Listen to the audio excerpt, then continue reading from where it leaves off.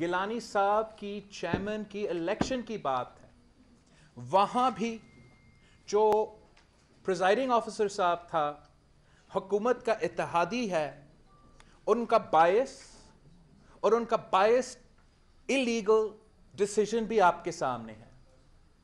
7 votes for the chairman of the Senate of Pakistan were cast in favor of Yusuf Raza Gilani. Those votes were cast properly, legally, constitutionally.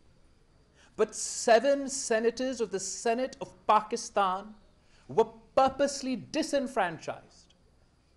They were purposely disenfranchised, and Gilani صاحب جیتنے کے باوجود اس کرسی پہ ابھی نہیں بیٹھا ہے. Those 7 votes in line with جتنا بھی سپریم کورٹ کے پریسیڈنٹس آپ نکالنا چاہتے ہو یا الیکشن کمیشن کا اپنا موقف، اپنا پوزیشن،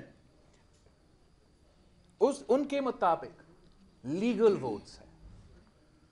ایک ووٹ جس پہ شاید ڈبل سٹیمپنگ ہوا تو پھر وہ جائز طریقے سے ریجیکٹ ہوا، لیکن یہ 7 ووٹس ناجائز طریقے سے ریجیکٹ ہوئے ہیں.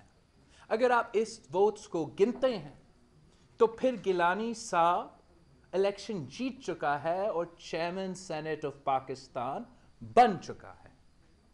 اب اس ظلم کے خلاف پاکستان ڈیموکریٹک موومنٹ آپس میں مشاورت کر رہے ہیں.